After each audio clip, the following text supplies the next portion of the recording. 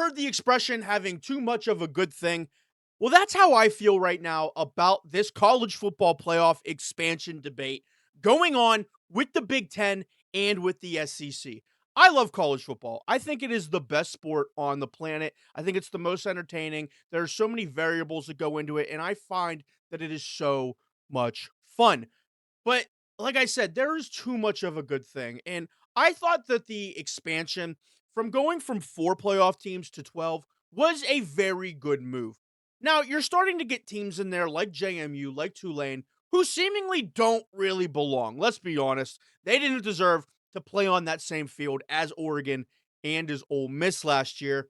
And now, the way that the Big Ten wants to expand to 24 teams, I think we're going to have even more of those blowout nothing games because you got to be honest, there are some teams in the SEC, in the ACC, in the Big Ten that JMU and Tulane could have beaten last year. And now we're going to start getting those bottom dwelling SEC teams, those bottom dwelling Big Ten teams.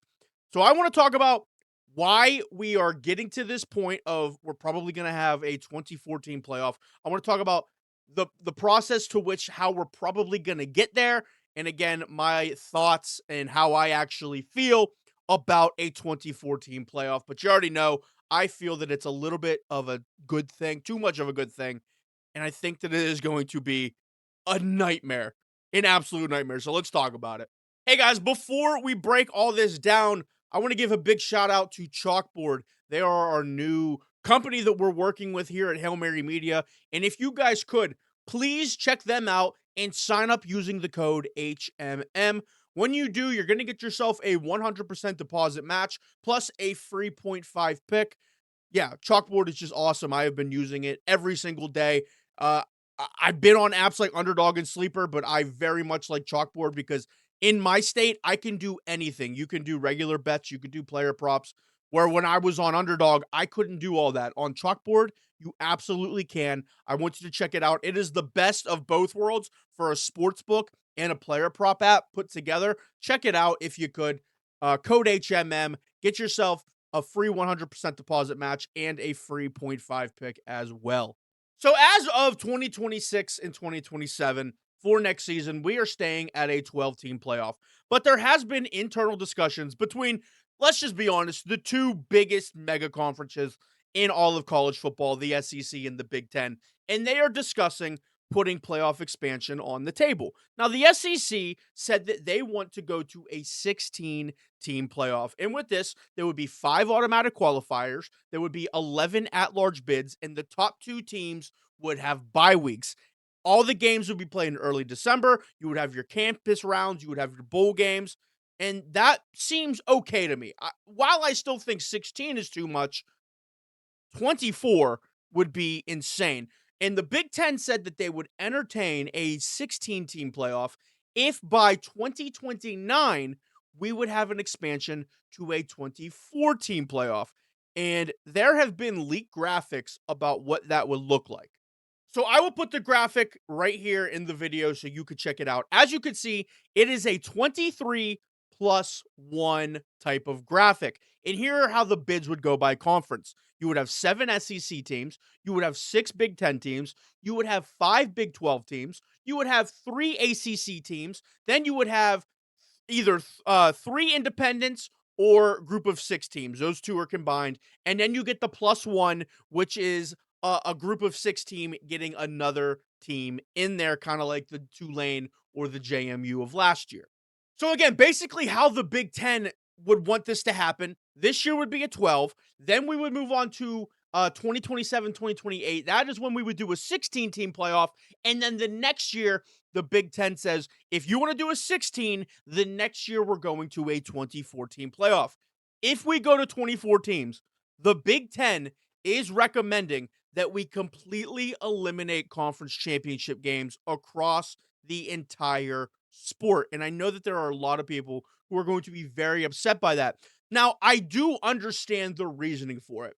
Last year, take for example, Indiana versus Ohio State. While that game didn't hurt either Indiana or Ohio State, A team like Oregon was able to kind of get a week off. They were able to have a week off, and then they were able to get a tune-up game versus JMU last year. So I see why the Big Ten would want to eliminate that, because you're going into a hard-fought game, having to play a conference championship game.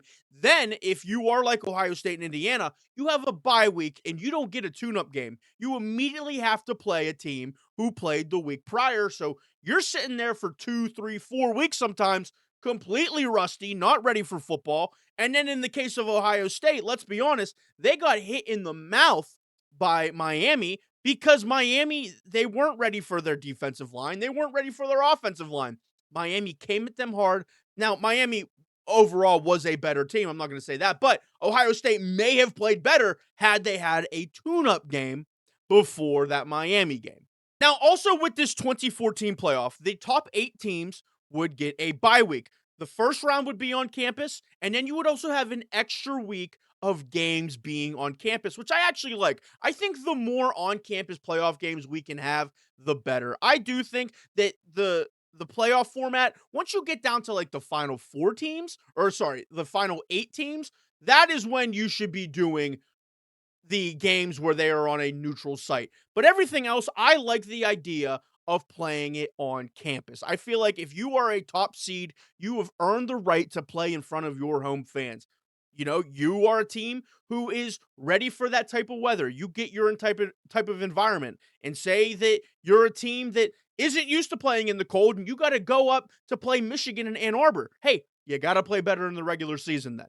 So how this calendar would work as well is that the playoffs would start the second weekend of December, then the quarterfinals would be on New Year's Eve, and then you would have the semis the following week, and then the title game would be in mid-January, which is actually better than what we have now, because next year we're not having the college football championship game until late January, which I think is absurd to me. The games should be over at the latest, like January 12th. Anything after that is just way too long. We should not be bleeding the college football playoff into the NFL playoffs. Let them have their own standalone thing. College is over. Everybody can focus on the NFL.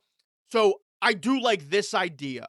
I like that we would get the season over with faster, because there's no reason to have a 2-week lull between the semifinals and the national championship game. Makes no sense. Now, I don't like this idea, only because, like I said, you are getting too much of a good thing. While people really like the expanded playoff from 4 to 12, I was one of them. I do think that anything more than that, until we get even more parity in college football, it's still going to come down to the same 8 teams at the end every single year.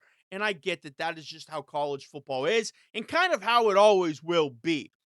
But there's really no point then in expanding the playoff, unless the only thing you care about is money, which is exactly what they care about. Now, I do again like the fact that you will have more home games on campus. I think, again, if you earned it, you deserve it. You get to play in front of your home fans. You get the ticket sales from that. That is awesome.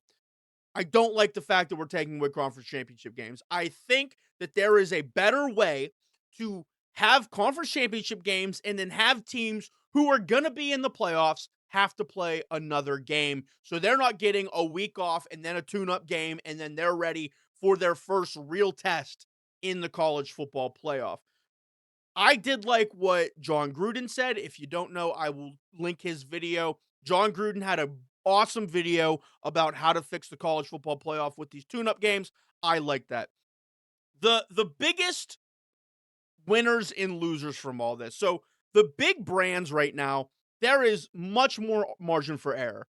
If there is a 2014 playoff, in Ohio State can lose 2 to 3 games. A Texas can lose 2 to 3 games. Alabama lost 3 games and they still made the playoff. Who's to say that we wouldn't have a 6-5 Alabama team make the playoffs because they are one of the 7 best SEC teams? There is too much going on. These auto bids by conference. You have 7 SEC teams. Listen, if Alabama is 6-7, or however many games we play, 6-6, whatever, they would barely be bowl eligible, but they could still sneak their way into the playoff. I think that's a little bit ridiculous. So there needs to be some sort of buffer system that it's not like, hey, 7 SEC teams are in, that's it. It doesn't matter by record. Big 10 teams, there's 6.